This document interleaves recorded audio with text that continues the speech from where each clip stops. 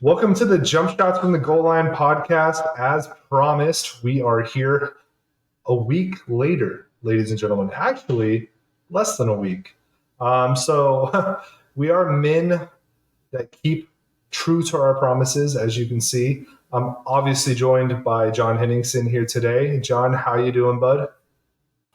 I am good. I am looking forward to a weekend. Got through that Monday through Friday grind, and am looking forward to watching some U.S. Open.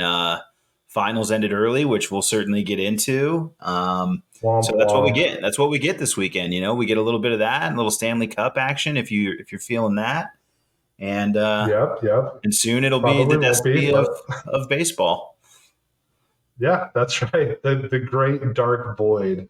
But don't Yeah. worry, guys. We will be talking a little of America's favorite pastime today.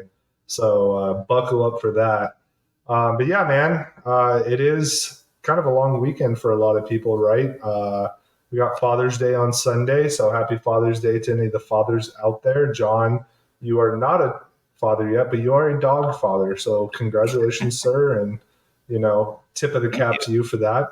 I know you are a loving father to those like three dogs you have. And then obviously we're celebrating for the first time this year, Juneteenth, as a nation, which I think is just super, Yeah. super cool. Let's go. Celebrating the actual end of slavery in America.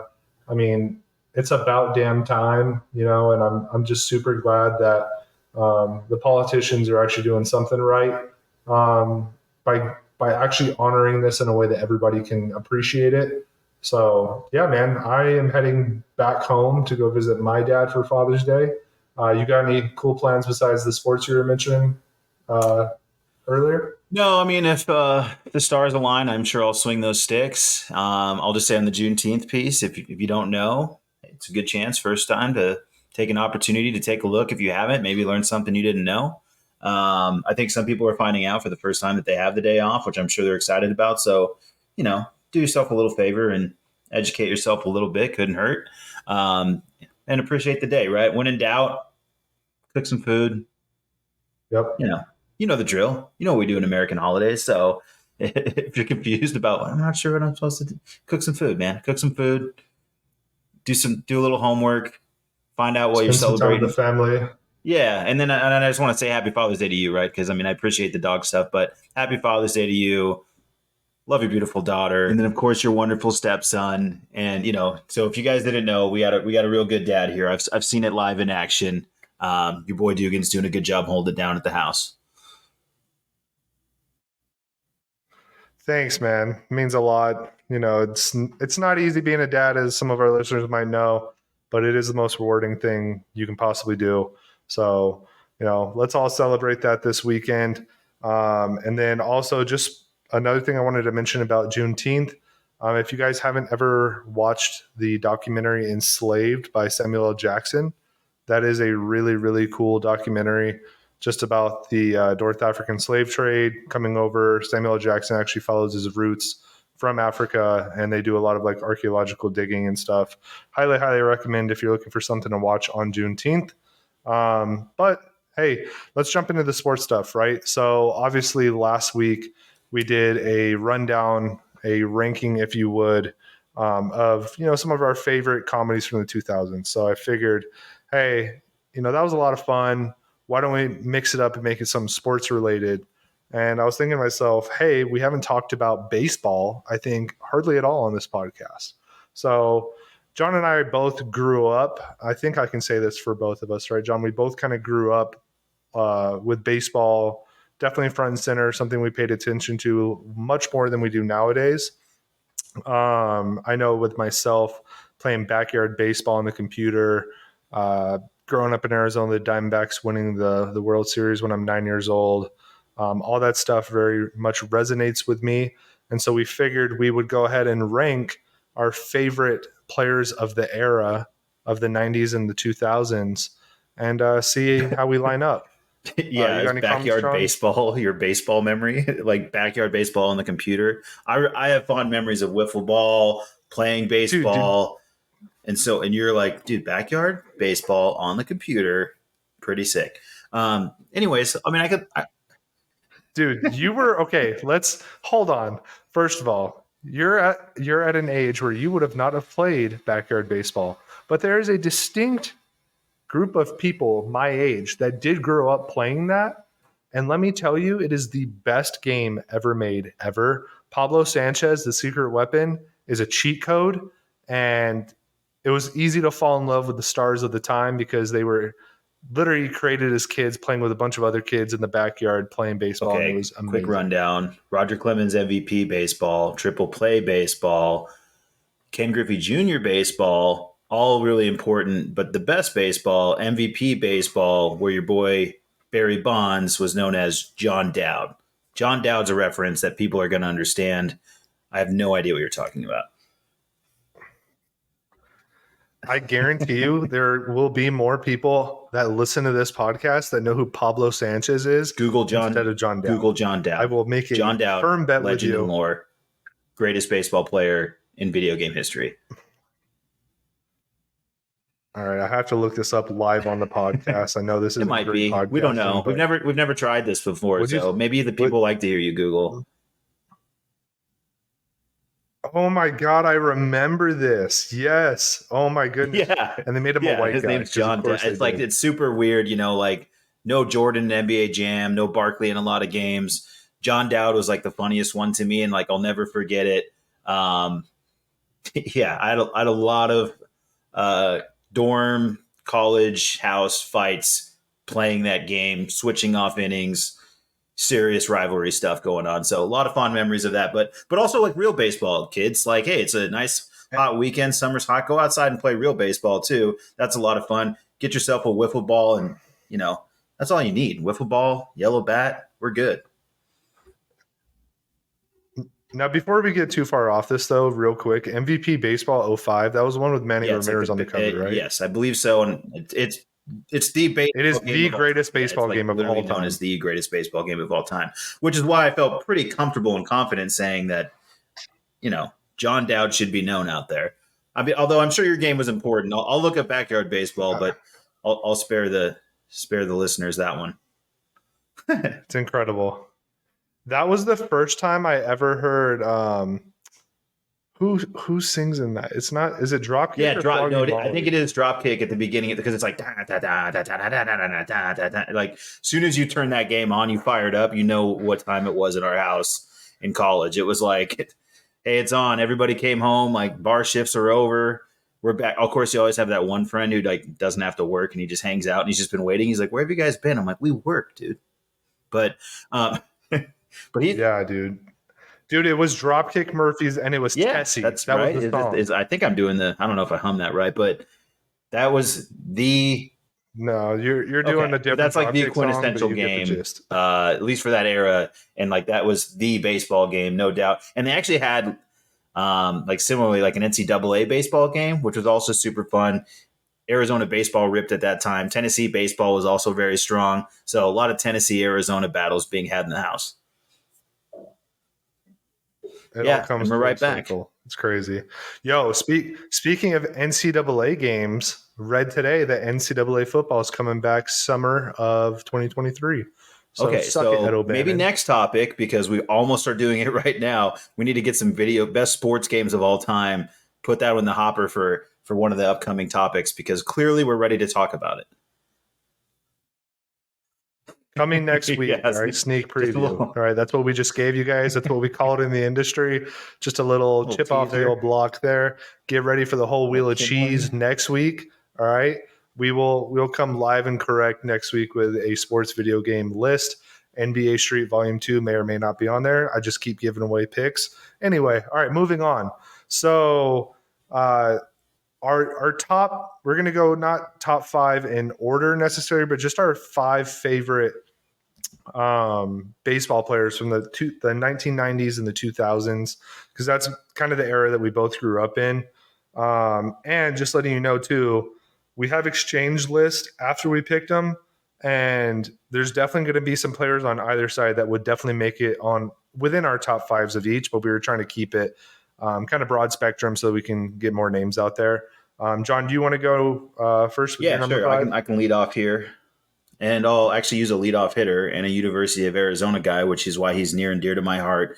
And I'm going to go with Kenny Lofton. So these are players to me that are just, I remember, I love, I doted on. So not like the best player, just like guys that I vibed with. And Kenny Lofton's one of those last guys that, Yep. you just had speed in center field. You had guys stealing base, getting on base, stealing bases. Kind of a lost art now. So another reason why I probably don't watch baseball as much is I liked when you had a speed guy, a power guy, a utility infielder. Yeah, so it was Super nice. So Kenny fast. Lofton was, he's from the alma mater, but just an awesome player. Gold Glover, All Star, had the chain out. Guy looked cool, looked fresh, and who didn't love Kenny Lofton? Let me tell you, Kenny Lofton, you know where he was great, John? Backyard baseball. He was incredible. He was See? super fast. You could hit literally into the gap, Yeah, and he would literally get a. that's what you want. If he's inside cool the in a park home video run. game, then like he would have been one of your favorite players as a kid, and that's kind of where my list comes from. I'm gonna just tell you right now, a lot of the guys we're gonna say are gonna make their way into backyard baseball, but I'll make the references when we get there. My number 5 isn't universally loved anymore, and for good reason. But I remember being a 6 or 7 year old John Dugan and literally just watching this dude just mash homers. Turns out after the fact he was juiced, but it's Mark McGwire. Spoiler alert! All Mark these guys McGwire, I are remember. juiced. Yeah, it's there. I mean, at least So that's half of true, them. But go ahead. whatever. But I remember getting like the stupid wiffle ball bat that he put out, and my mom and dad bought me that, and I thought it was the coolest thing in the world. When you would hit the ball, it would make like a huge like pow sound, and it was just super cool. And then I remember he was just like super jacked. He almost looked like a superhero. So when you're like 6 or 7, like that was super cool. And he also wasn't a jerk like Jose Canseco, so that was also a valid point. And then, he played for the Cardinals when he was popular when I was a young buck. And I used to think their colors Oakland were A's cool best because you don't really uniforms care in about teams baseball. at that Another point list of we your can age. compile, but just saying. Yeah, they also have the worst stadium, though. I mean, that's so yeah. it's a give you or don't- take. Rats, Um, PCs, sure. yeah, flooding. But anyway, yeah, Mark McGwire was my guy. Like that dude literally could do no wrong. And then obviously you get older and you figure out homie was, doing steroids. And to be honest, like you just said, dude, like it doesn't change my viewpoint of him. If everybody was doing it, it was fair game. Lord knows even pitchers were juicing too. So, they were throwing extra heat. The dude was just incredible. So Big he's fan my of number 5. A's Mark McGwire. Refused to root for any Cardinals. That's just my stance. So once he was a Cardinal, turn off. But it was awesome watching him and Sammy Sosa go after it all summer. So can't lie. Good pick. I get it. Especially if you had the bat. Yeah. Yeah, I was like, I'll go next All right, year. you're up. I'm going to jump into. I had to put one pitcher on the list. Honestly, I wanted to pick probably all position players because I wasn't really a pitcher. It wasn't really something I had my flashes, but it wasn't something I was really into, so I couldn't relate. But Randy Johnson, I'm a Diamondbacks fan. They brought me, Randy Johnson, for all intents and purposes, brought me my only championship in life, is what it feels like. So Randy Johnson, the big unit, Yep. the guy who kills birds with a single Tucson, shot by from the his way. arrow. Yeah, he was just the gnarliest, baddest dude. Big, tall lefty, kind of, you know who he is, but like, he was just awesome. And yeah, just throwing gas, striking everybody out, nasty slider, people afraid of him. John Kruk at the All-Star game with the backwards helmet, terrified for his life. Just an awesome character in the game. Fun fact about Randy Johnson, at least fun Dugan fact. My dad was in construction and he used to get free tickets to Diamondbacks games from time to time from like concrete suppliers. And one of the games we went to, it was one of Randy Johnson's no-hitters. And that was an incredible Super game to cool. be at. I saw him in the NLCS. I saw him in the NLCS. Never made it to the World Series, but my mom was there for Game 7, sitting in a suite and having no idea what was going on. So that was cool. Home Alone. with my brother. Wow. This is how you were raised back in the day. Man. Just left alone to your own devices, watching a game while your mother, who's not much of a fan, enjoys one of the greatest World Series of all time. This seems like a lot of No, trauma. that was a fun fact. Yeah. Fun. Yeah. Dude, I will say, though, watching Randy Johnson go from the Diamondbacks to the Yankees was extremely painful. It's where they all go, dude. It's where they all go. That did. Well, one of the guys I'll talk about later on this list ended up being a Yankee, and it was also extremely painful. Shocking. So, my number 4, I grew up an Atlanta Braves fan. Obviously, I live in Arizona, kind of grew up in Arizona, but my family, my mom's side of the family, they all live in Virginia. And the AAA team of the Atlanta Braves was the Richmond Braves for a long time. So I remember every summer I would go back to Virginia, and we would watch Atlanta Braves games at night. And me and my Uncle Bob would throw the ball back and forth, and he would try to teach me how to pitch, like, Greg Maddux, John Smoltz, you name it, right? But being a young kid, right, the thing that you always watch for is the guys that make all the noise and get the big hits. So obviously my number 4, I went with Chipper Jones. The guy is, the Atlanta Braves, was one of the best players of the 90s, early 2000s, definitely one of the best infielders of all time, and just one of the coolest personalities you can think of in Major League Baseball. Yeah, good pick. Switch hitter. I can still hear Chip Carey. Chipper Jones. I mean, God, everybody was glued to TBS. So it's hard not to put a bunch of Atlanta Braves on my list, but I knew you'd have a bunch of Atlanta Braves on your list. I probably prefer either some of the others on your list or Fred the Crime Dog McGriff. But Chipper Jones is a great one, a.k.a. Larry, who then later named his son Shea after Met Stadium. Yeah, which just is like a great. hilarious, I think everybody knows that story, but it's still great. Yeah, Andrew Jones was in serious consideration to be on this list, but he had a lot of injuries at the end of his career, so yeah, Chipper I get that. Was. My number 3, or as we count down here, now I'm going to have Barry Bonds. Like, Barry Bonds is the better version of Mark McGwire. Barry Bonds gave you speed, power, very true, everything early in his career.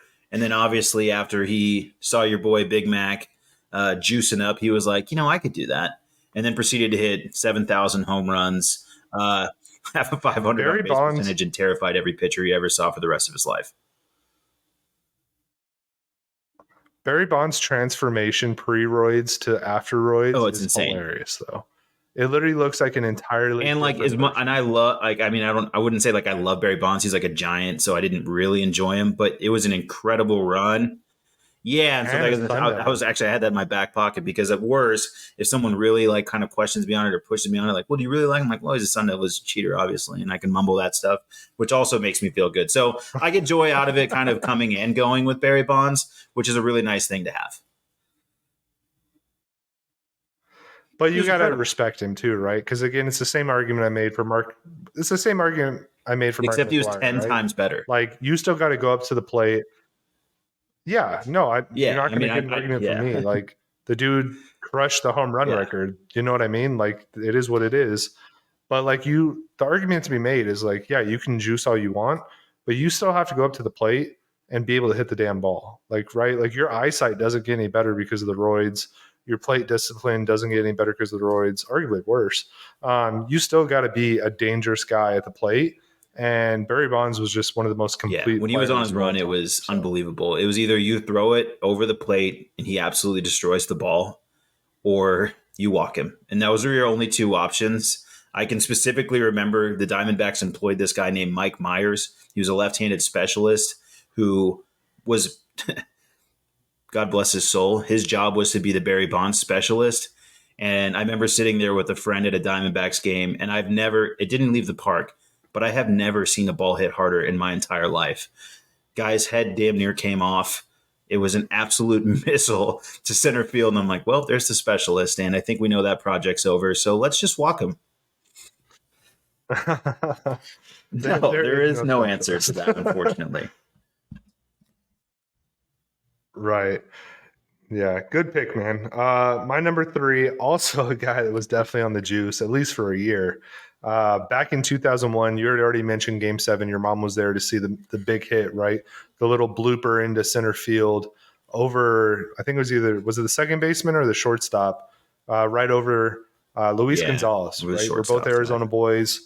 Watching that 2000, yeah, watching that 2001 run and defeating a Yankees team that was just so much better than the Diamondbacks, like if we're going to be honest, was incredible, right? And Luis Gonzalez was a huge part of that. I think he hit like 55 dingers that year, like something insane. Like he went from hitting like Yeah, 18 to 20 to 56 in 1 year. bit of a So more he was obvious definitely test case. doing the same Yeah, stuff a the little other bit two more of guys an were obvious doing. test case, but Yes, hey, very much everybody else so. got one. We want one too. But there's Yeah, and when we're talking about guys that just embody our childhood, like being from Arizona, anybody from Arizona can tell you that was around for the 2000s.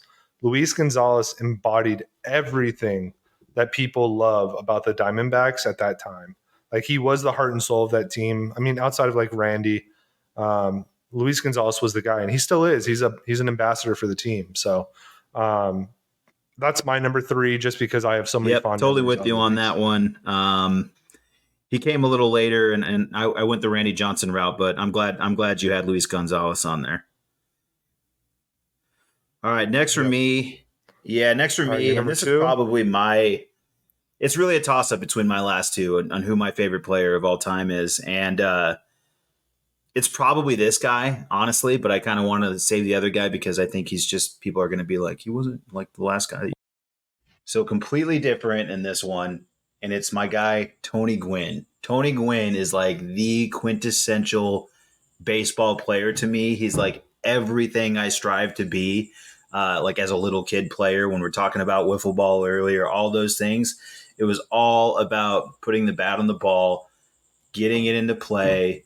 That 5.5 hole, that 394 batting average, big old lipper, just putting contact on the ball and playing baseball, man. Like Tony Gwynn was the happiest dude, the best dude, everything you would like love like as a kid, as like my like he's huge for my dad. He's like a San Diego guy. My dad like my dad's Mr. Padre in his world and like sign his emails all weird and stuff. But like that's really who you know Tony Gwynn was for me. So Tony Gwynn is like absolutely like near and dear to my heart. Like arguably my favorite player. I kind of reserved another spot for another guy who is probably equally as influential, but Tony Gwynn was that dude, chasing Ted Williams. And yeah, if you don't love Tony Gwynn, then you honestly, in my opinion, you probably never loved baseball. Arguably the best hitter of all time, right? I mean, some people can say Pete Rose, but like arguably like one of the most consistent hitters of all time. Yeah, if you're just talking pure, like, I mean, he's a guy he has all those crazy stats. I wish I would have written some down or something, but he's one of those guys where it's like, so and so struck out 10 billion times and he struck out Tony Gwynn never, so he's like, you couldn't strike him out. He was forever on base. He didn't give you the same kind of power. Actually, early in his career, he had speed. We think of him as kind of like the jolly fat guy, but actually a really good athlete, played basketball at San Diego State as well. Just just enjoy the life of baseball, right? He's like kind of the, outside of, unfortunately he's gone, but outside of, maybe could have taken care of himself better and maybe that's why you shouldn't chew. But ultimately, he's what you kind of wish you could be at baseball, right? You can just kind of be fat, happy, and if you can hit the ball and rake, then who cares?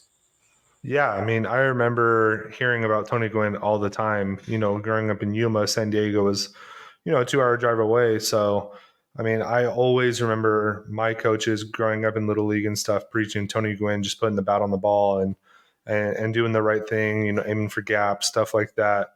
And yeah, man, definitely a sad story, dying from, I mean, he died from mouth cancer, right? Or like esophageal cancer or something Yeah, like that. it was definitely tied to the chew for sure. So that's definitely sad, and it's a bummer. And like, I mean, I think he died. It's almost like 10, 11 years ago to the day, or I don't remember how long ago it was now, but it shows up on my memories because he meant that much to me that Yeah. I post about it now. It shows up in my memory. So, and also the art Yeah, of hitting. If you got a kid who's like actually really trying to learn to hit and like do it the right way, you know, it's a great book and a great way to learn how to hit. totally, man. Yeah, really, really solid pick. And I know near and dear to your heart. Definitely a lot of the guys on this list played a part in our childhoods. And I know he played a huge part in yours. My number two is a guy that when we exchanged lists, we were both like, damn, I want that guy on my list. And till this day, if I play in a men's softball league, I bring out the batting stance and the swing of this guy, and it's Gary Sheffield. Definitely, probably not on the caliber of a lot of the guys on this list in terms of just stats and long term career. But when you talk about swagger and just like he had some huge moments, and I remember specifically, like I said, I'm an Atlanta Braves fan. For my Braves, man, Gary Sheffield was that freaking dude, man. Like the batting stance is just nobody does it better, right? And um, often imitated, never perfected, quite like Gary Sheffield. Gary Sheffield was the man, and he would have been the only righty on my list. So mine's an all left-handed list if you're not following along. But yeah, Gary Sheffield had the meanest, best stance. Everybody wanted to copy that, and he's honestly every bit as talented as every one of the guys we're talking about. He didn't amass all the same numbers in some ways. He had like some injury issues. He might have been. I'm not sure. I think he was a little bit of an attitude guy. I was probably too young to really understand that dynamic, but Sheffield was awesome. I mean, again, these are guys that like you grew up, you loved, and then like as far as me and my friends always say, looks cool, and I probably put that in air quotes all the time, but he was a looks cool guy. Yep, totally agree with you, man. And same thing. I never caught on to the attitude stuff because it doesn't matter when you're a young kid. You just see a guy up there literally swinging a bat back and forth, looking just freaking as scary as possible at the plate for pitchers. And that's the guy you want to emulate, right? And he had a huge bat, could hit for power. I've seen some absolute dingers from Gary Sheffield that went miles. So, yeah, that's my number two. Yeah, started as a badass in the field too, and then eventually we think of him as an outfielder, but started at third base. I mean, he's a really talented guy.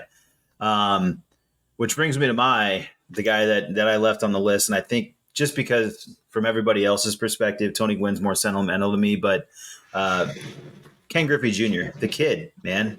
You're talking about the video games, right? He's on the cover of every video game. He's got his hat on backwards. He's the first one with the Nike shoe that you Yep. can go buy. And I sure as heck didn't have it, but you could get it You if you still had the right can. mom. You can still get it. That's right. You can. And I see him out there now. And trust me, that is one of the shoes that I always think about getting when I see out there. I'm like, do I want the Griffies today? But obviously, right, arguably the sweetest swing ever. Which Yep. again, lefties just have sweeter swings. We just do it better. We look sweet, and there's just no one better. Pure talent, no steroid cloud. Um, could hit it for miles, could hit it for average, could play the field. Has the great story with his dad. He's those top two in my list.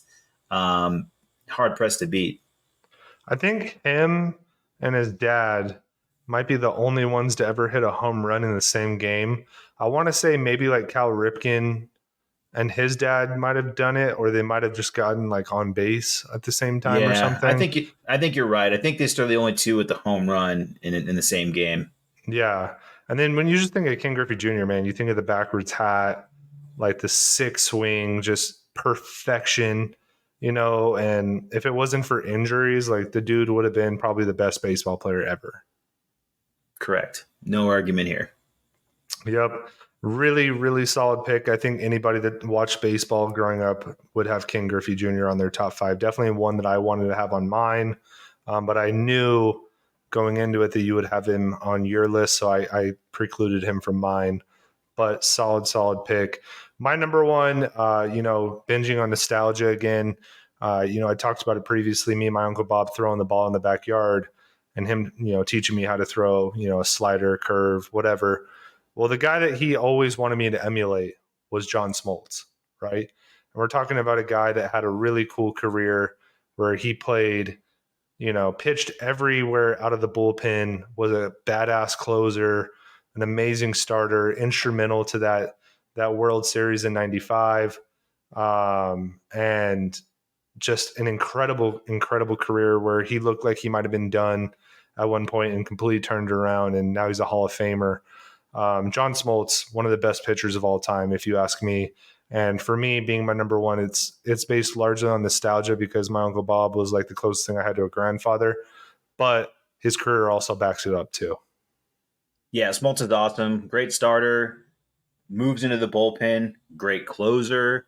Now he's great in the booth. He's fun, cool guy. And honestly, you could have picked anyone on that Atlanta Braves staff, and I would have supported it. I mean, Yep. So shout out to Greg Maddux. Yep. And then the other two guys I would throw on these lists that I kind of wish we could throw in there, but probably reaching a little further and a little less baseball, Bo Jackson and Deion Sanders. But Yep. but we could do this forever. So, but a great pick was Smoltz for sure. And no doubt we had like some guys that we both could have picked because I think we were watching the same games. Like I'm a little bit older, but there's obviously some overlap here. Sure. Yeah. A lot of these guys played for a long time, right? And as baseball does, longevity, you have a lot more longevity in baseball than any other sport. So, yeah, we definitely are watching a lot of the same games. Hey, if we missed anybody or, you want to make a case for somebody, please hit us up on Twitter at Jump Shots Pod or on Instagram at Jump Shots Pod or on the Facebook page at Jump Shots Podcast or Jump Shots from the Goal Line Podcast. And please let us know. I would love to hear your picks. I know that baseball, as much as we clown it on other episodes nowadays because it's 162 games and it's tough to follow when you're an adult. As a kid, I think everybody grew up playing T-ball. Everybody grew up playing Little League. And the 90s and the 2000s, I think that was one of the greatest eras of baseball for sure. And I include the steroid era because I think it's even though it gets talked down upon, I think it's a beautiful chapter in baseball because it brought so much just cool moments, right? So I don't have a whole lot to say about current day baseball, but I will sit here and talk about, 90s and 2000s baseball for hours. So please let us know what we missed. Moving on, obviously the NBA Finals just ended last night. I was wrong. I picked the Celtics in 7. I was wrong on both fronts. My co-host here, John, got at least half of his answer right. So I will let him go first. John, what were your thoughts on the series and the win last night? I'm a genius. That's all I had. No, it's. I mean, I honestly thought just at the end of the day it was going to be sort of what we saw, and just in the simple fact of an experienced team, a battle-tested team, guys that knew what to do to carry them through it. And I think that ended up being the difference. Obviously, Steph Curry's performance was incredible, and I think we can kind of like shelve him in terms of, when we want to jump in and talk about that. But it was just big plays from Draymond, big shots from Steph, every now and then Clay stepping up. They were able to bring Andrew Wiggins along to pitch in. And then you saw some of the, I don't know. I think you saw immaturity in terms of the frustration in the way the Celtics handled it. Things kind of came and went for them. Their offense would struggle at times. Jason Tatum looked like a shell of himself. Marcus Smart. I'll just stop right here because I know I'll forget to say this if I don't. Marcus Smart, guaranteed, as we talked about early in the playoffs, and after we talked about Defensive Player of the Year, Boston Celtics fans will be trying to trade him for the 17th consecutive offseason or for as long as I can possibly remember. Because, again, he's not a true point guard. And, yes, he's a nice defender, but that's not it. And ultimately, they couldn't get into their offense. They couldn't get buckets. And I know your belief was, and I don't disagree, that defense, ultimately was going to win out. And I think it did. So, I think you were right. But it turned out the veteran team, the more championship-tested team, they really put on the defensive show. And though Boston certainly gave a good run at it, they weren't able to get the critical stops when they needed to. And ultimately, the champions win again. Yeah, you're right on all fronts, right? Like it's tough to stop a team that is just an absolute offensive juggernaut like the Warriors are. Steph Curry was incredible the entire series. Well-deserved finals MVP. Jason Tatum definitely looked all of his age in this series. couldn't finish around the rim against a team that doesn't have a true shot blocker. Jaylen Brown did show up last night. I thought he had a good game.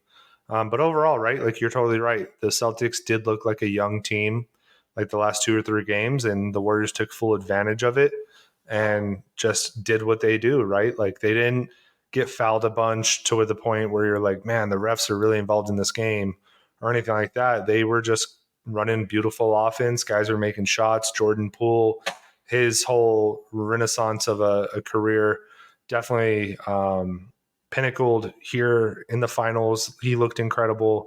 Draymond was hitting shots last night. And you got to feel good for Klay Thompson too, right? Coming back after being out for a year and a half and playing definitely a huge part in the finals and securing, the 4th championship of his career. So, shout out to the Warriors. Like I've said, I think I said it last episode, both these teams were built through the draft. Both these teams, scouting departments and front offices, definitely deserve a round of applause because they put together 2 amazing teams that gelled together and got all the way to the end. But the Warriors have been doing it since 2014 or something like that. And they are an absolute juggernaut, an absolute dynasty. And as much as it pains me to say as a Western Conference fan in the Suns, like nobody does it better than the Golden State Warriors. Yeah, they've been to the finals 6 of the last 8. They've won 4. I will say, like, just on the basketball piece before, if you want to go like to individual players or talk about some of the other pieces.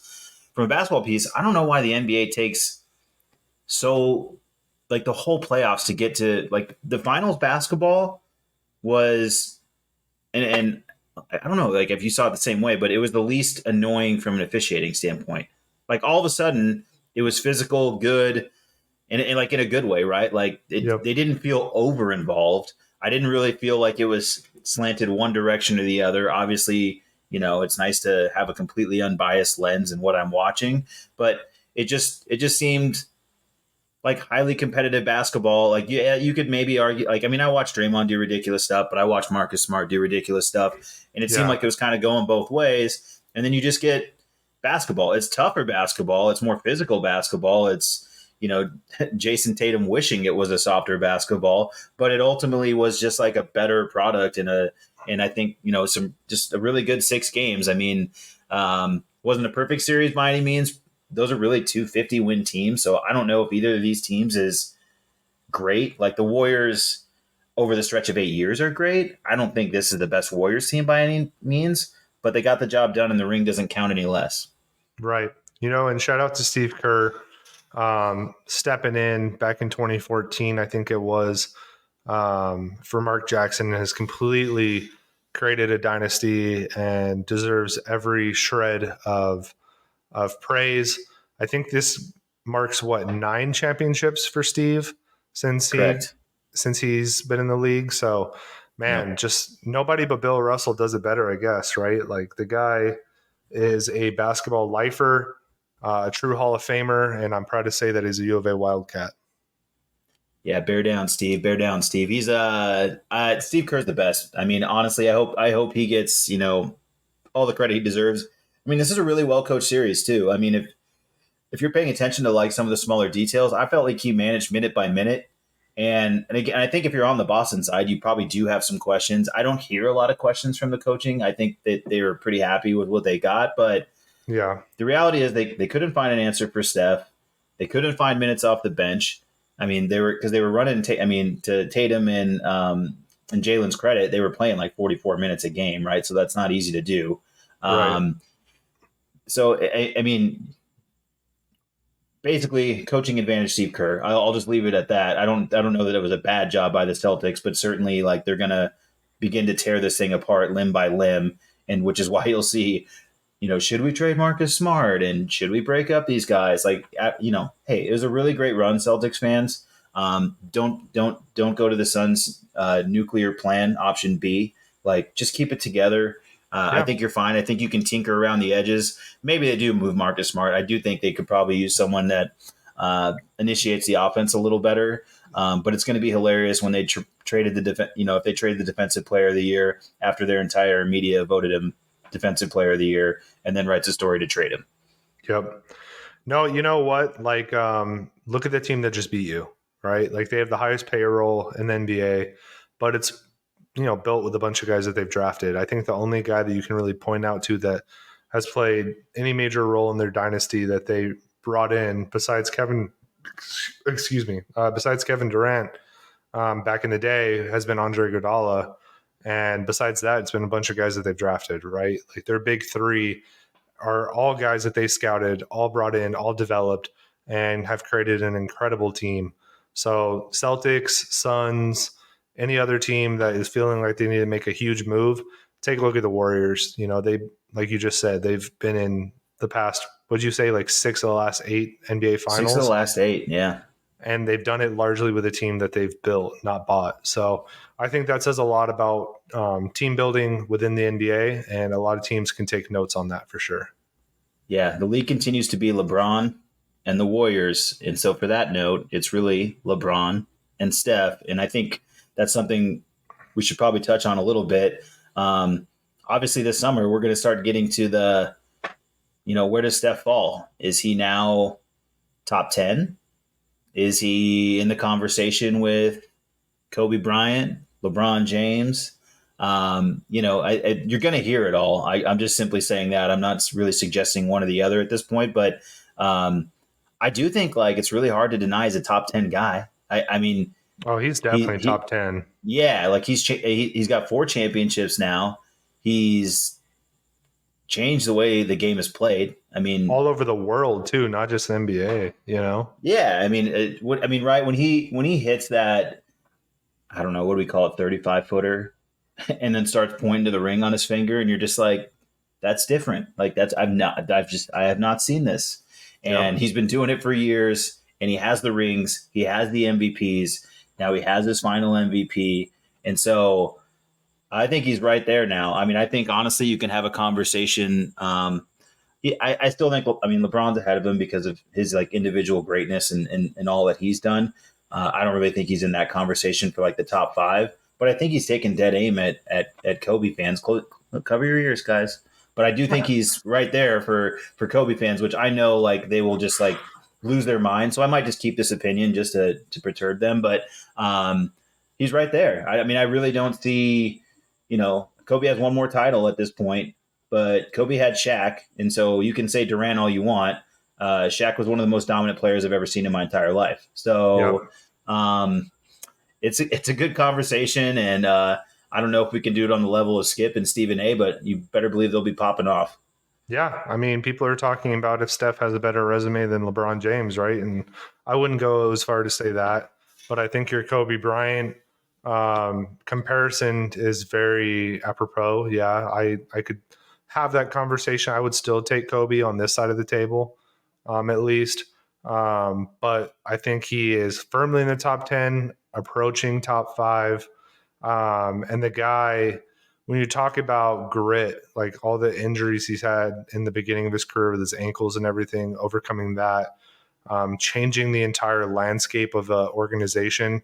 Because John, we drove the nostalgia train the whole like first half of the episode. Yeah, The we Golden sure State did. Warriors were awful for years. Outside of that like Cinderella story of them beating the Mavs in the first round when they were the 8th seed, they were awful. And for them to be an absolute dynasty now, like blows my 1992 brain, So, Yeah, completely um, agree.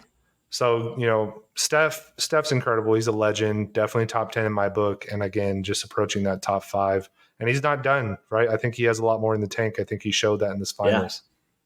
yeah, and at minimum, I mean, honestly, at minimum, he's just the best small guard ever. He's the best smallest player ever now. Yep. Because it was either like we like to just throw out AI in the conversation because we just Isaiah love the Thomas. lore. But Isaiah Thomas is the other guy, and he has now doubled him up, and he might stand an inch taller, Yeah. but he took over games, right? He took over games in the finals at 6'2", and has changed the game, and is now 4 championships, and like you said, plenty still in the tank. So at Yep. minimum, he's the best small player ever, and then I think everything else is just the conversation that you argue about, on Twitter till you die. Yep. And we mentioned it. He's not done, right? And so now we take a look at what teams are going to do to try to stop the Golden State Warriors from repeating next year. And I think we're going to have a very, very interesting offseason. Obviously, Christian Wood was already traded to the Dallas Mavericks from the Houston Rockets. That's a huge move. That guy is kind of a unicorn, but can do it on the defensive side, can hit threes. He can, very good in the post. I think he fits that team really well. So the Dallas Mavericks are already in prime position to be much improved next year. They're going to have Tim Hardaway Jr. back as well. If they can keep Jalen Brunson, they could be really, really dangerous, as much as that pains me to say. But there should be a lot of noise also this NBA offseason with just player moves and stuff. We know what happens with the Lakers. They just hired, Darvin Ham as their head coach. What kind of moves can they make? The Suns are pretty much hell-bent on signing and trading Ayton somewhere, so we could see that whole team construction kind of change dramatically. And then obviously, right, like Kevin Durant kind of pops up every offseason, like, hey, he might be going somewhere. Same thing with his running mate, Kyrie Irving. And then, what did the Miami Heat do? This is kind of like 3 years running where they've come just short of making a huge run, and just kind of being a piece away. So, what are some of your thoughts on the offseason, John? Yeah, so I mean, the thing about the offseason is just so early to tell because so much happens in the summer, Yep. and we still have the draft. So to me, it's too early to tell. Like, and I honestly, I don't think Christian Wood even moves the needle. Like, I know it's like a move. I mean, I think it's interesting that the Rockets just took back a bunch of garbage. I mean, Yep. clearly they're ready to tank for Victor. I mean, I think that's that seems to be where they're headed. Yep. But I mean, it doesn't matter to me that you collect 18 and 10 on a terrible roster. Like, that doesn't prove anything to me. And I think Luka Ball is Luka Ball, and Brunson is the big piece that's still to be determined. Brunson doesn't come back. They can't find a healthy replacement, or someone equal or better. Then they could end up being a worse roster. Like, there's still so much to be determined. So to me, I think it's just too early to tell. I think if you're one of those groups that, like the Celtics, I think, it's more like tinker around the edges. Like, Smart's got a decent contract. Maybe you can move there. I think the Bucks are going to be back. They'll probably tinker around the edges of the roster, but Giannis didn't show me any reason to believe. Like, if you want to put money on MVP next year, I think safe money's on Giannis. Go ahead and put that money down right now. Steph's probably going to chill coming off a championship. I think we're tired of giving it to Jokic and beat cries every year. Go ahead and sprinkle some money on Giannis right now, because I bet you that guy comes back. But I don't know. Frankly, I think just with the NBA in terms of what those moves are, like, we just don't really have the tea leaves yet, and so I Yeah. really don't know. I mean, but you're right. The Ayton thing's still floating out there, despite everything that they obviously don't listen to this podcast or care what I have to say. I would love to keep DeAndre Ayton. I have Shocking. no desire to trade this guy. I have no idea why they want to move this guy, and the only way I'll hear it is if they throw a real sweetheart deal our way. If it's not a winning trade for the Suns, I don't understand why they're doing it. Well, here's the thing. I think the whole reason behind it, number one, is they don't think he fits with the team. Number two, he's about to get paid, like paid in a big way. And that's the reason why you don't trade a Chris Paul and you trade a Ayton, is because Chris Paul's deal is more cap friendly and he's a more win now player. And you got guys you got to pay, right? You got the Cam Johnsons of the world. And then you want to keep cap flexibility so you can add a real impact guy down the road. But I mean, on the same line of thinking, I do agree with you too, right? Like, guys that are Ayton size and athleticism that are pretty dominant on the defensive end and can still get you buckets on the other end are very rare in this league too. But we did just watch a team without a good center just win a final. So there's an argument to be made there. Without getting too far into the argument of do we trade him or do we not, the tea leaves do seemingly point to the fact that the Suns are going to trade him. And you mentioned a sweetheart deal. Like, what is your idea of a sweetheart deal, but realistically, right? Like, give me some names. Like, who would you want back for DeAndre Ayton? Well, the way I would look at any NBA trade, and if I'm any team, right? Because what did we just learn from Andrew Wiggins, right? He was the best talent in that trade, and he goes and wins a championship, right? So the winner of the trade in the NBA is always the team that gets the most talented guy. So if I'm not getting back someone of better talent than what I believed DeAndre Ayton is at the age of 24, then I don't want to hear it. Like the idea of compiling these guys, I'm not interested. Like the Jeremy Grants, like get out of here. The random shot in the dark with a couple of picks, get out of here. Like to me, unless we're talking about a top 25 player, so the names to me are like the crazy ones. And like I might sound like, pie in the sky Suns fan or whatever, but to me, you just stand pat with the best talent until you can get a deal where you're returning better talent back because maybe they're upset with their organization, right? Like maybe you wait for that next guy who's disgruntled and you can make that move after you've signed him and brought him into the All-Star break or whatever that looks like. So my names are all crazy. They're going to be the Kevin Durant's, the you name it. Basically, if they're not on an all NBA team, I'm not really that interested. Yeah. No, and that's a fair argument to be had. I tend to agree with you for sure. If we're thinking realistically and, if we're going to push it to the point where they have to make a trade this offseason, obviously they don't have to, right? Like you said, but the way the tea leaves are pointing, it seems like they have to. This side of the table would definitely say like, I wouldn't say I'd be okay with it, but I would eventually be okay with like returning like a Malcolm Brogdon and you know like a Miles Turner package with a pick or something. Obviously, it's not the same level of talent, but it does fill some gaps that the Suns have. Or outside of that, I get kind of what you're saying with the Jeremy Grant thing, but the Suns have been kind of enamored with the fact of adding a Jeremy Grant to this roster for a while. They tried to get him at one point. They drafted, Jalen Smith with the idea that they thought he could be like a Jeremy Grant. So I wouldn't be shocked if they do make a move for Jeremy Grant. I know the Pistons are very interested in getting Ayton.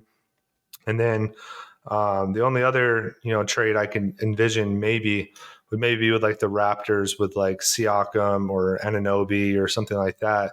But you're right. Like pretty much however you cut the cake, like you're going to get a smaller slice than what the other team is getting, right? In terms of just pure talent, in terms of pure potential.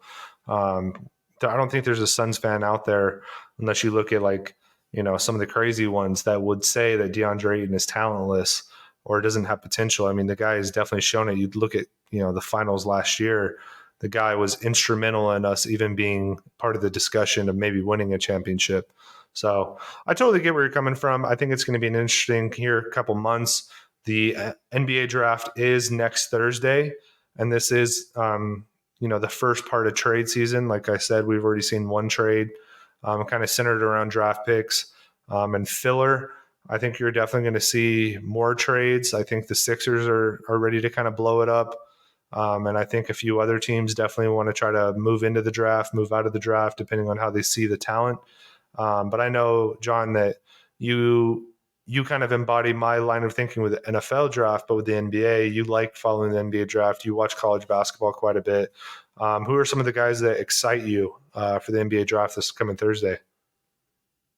Yeah, so I think it's an interesting group. I mean, obviously at the top is kind of the big three. So you have Chet, then you have the Duke prospect, Paulo Banchero, Yeah. and then the kid from Auburn, whose name is going to escape me because Jabari. Jabari, yes, thank you. And Jabari, right? And all three of them really give you length. So I think it's going to be really interesting for the Magic. Like they've kind of loaded up on front court.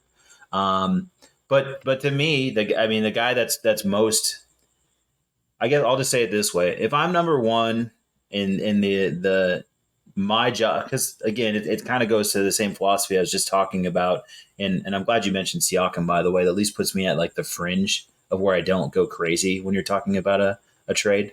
Mm-hmm. So thank you for doing that. But when we start talking about the draft, I mean, really, as a GM, your job is to accrue the best possible talent, and especially when you have the number one pick. And to Yeah. me, as much as I Paulo's a really good playmaker, but he seems maybe somewhat limited athletically at times. Like, I mean, at least Yeah. like in terms of like a guy you might want at number one. I Kind of think Jabari, positionless too. yeah, and kind of positionless. Like, where do you put him defensively? Do you have to hide him? But then also, he could be like a really good playmaker, and he does a lot offensively. So, certainly not a bad player by any means. And if he went number one, I wouldn't be like stunned. Um, Jabari, I think, gives you a ton of length. You don't worry about him defensively. He's a really good shooter, but we haven't really seen him put the ball on the floor, and so there's kind of questions there about what he does.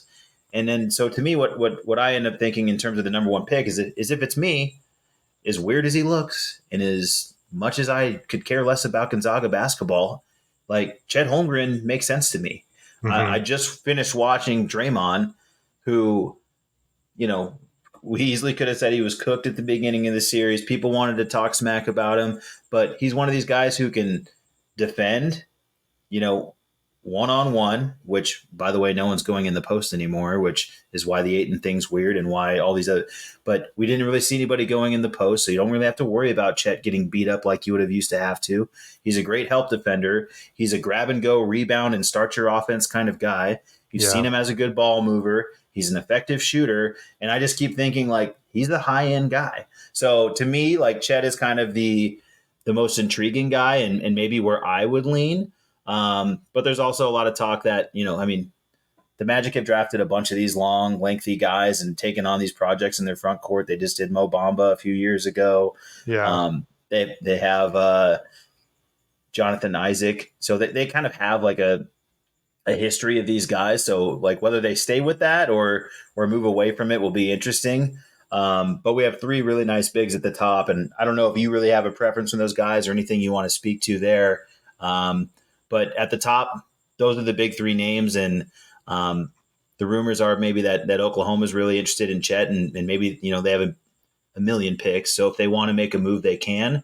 But I kind of see it as Chet, Jabari, Paolo, kind of how I like it. But you could make an argument in any direction, and there really isn't one guy that for sure will change your franchise. These are all really talented guys that I think can play right away and certainly have an impact, but they're not, this isn't a LeBron draft.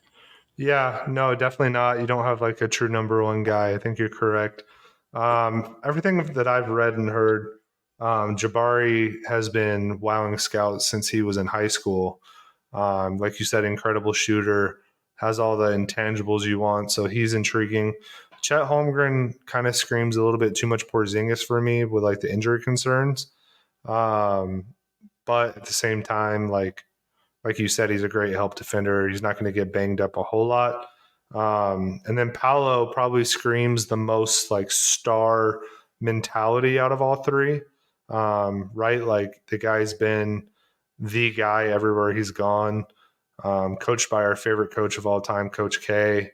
Um, Okay. so I could see, him being, 5 years from now, the best guy in the draft. But I think just defensively, I don't know where you put him. The guy that intrigues me that from everything I read is Jaden Ivey from Purdue. For sure. Just an all out scorer, insane athletically, just, incredible. I can't believe he's coming out of Purdue. That's just crazy to me. But I could see, even Jaden being the best player out of the draft 5 years from now. Yeah. Jaden, by all accounts, is a plus athlete. He's an athlete among athletes and an absolute Ferrari in terms of just a go guy. And I think as you start to go down the draft, it really just becomes kind of a team by team thing, right? Like, I mean, really, even in that top three, I mean, there's those three, and those guys are going to go the top three, make no mistake. And then I think Ivy is going to go number 4. I mean, I don't think there's really any question there.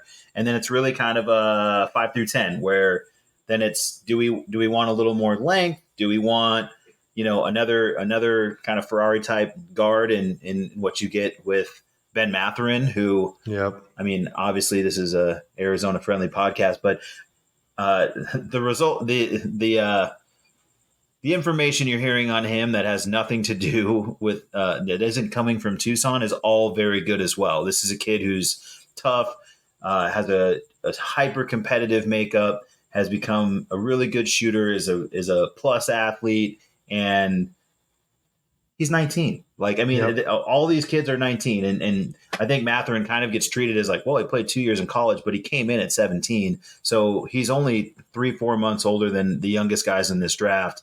Um, Another guy's really interesting and getting a lot of buzz is Shaden Sharp, just because he's a really nice shooter, looks really athletic, but doesn't seem to really do a ton of athletic things in the half court. He didn't play all of last year, too, right?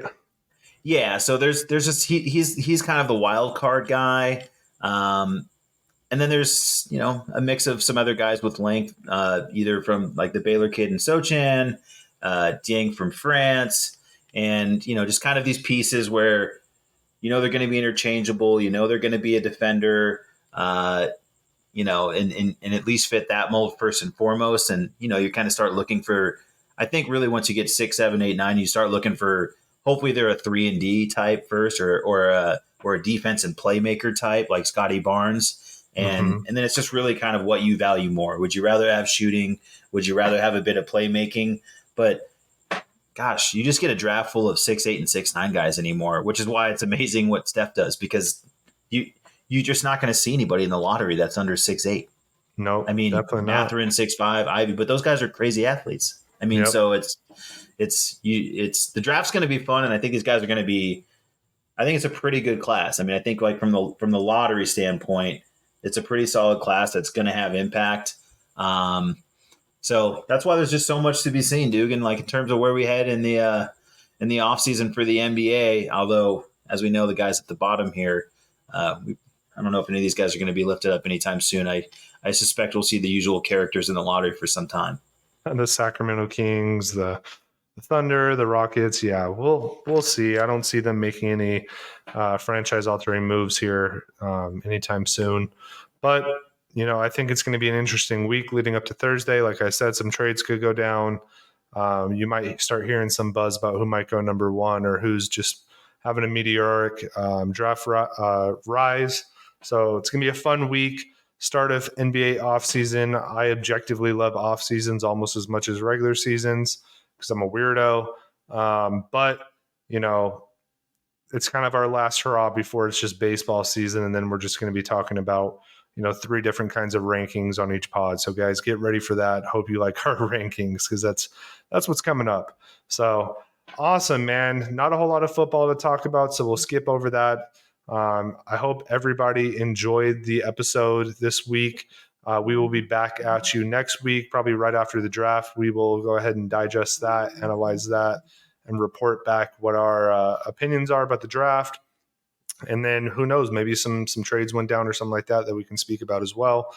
And I think we will go ahead and do that sports video game ranking next week as well. So John, prepare your notes, maybe play a video game or two if you can find it. Come over to my house and play FIFA if you want. I don't care. But please join us next week. John, do you have any parting words? I would just say some quick shots. Enjoy the U.S. Open. I think we've talked about Colin Morikawa before, and no surprise, he's on top of the leaderboard. So in case you're wondering who you should bet on every time there's a major for the rest of your life, probably Colin Morikawa, except for the PGA Championship. That's a stupid tournament and no one cares. I do want to just go back as like an error or correction. I think we should have mentioned Jason Tatum and the fact that he's a weirdo texting Kobe Bryant, and I think it's interesting that he didn't text Kobe Bryant when he was getting it handed to him. Yep. And so just a small remission on our part. And outside of that, I would just say everybody, enjoy your weekends. This is a nice long one for everybody. Father's Day, Juneteenth. I know we hit on in the intro, but value that time.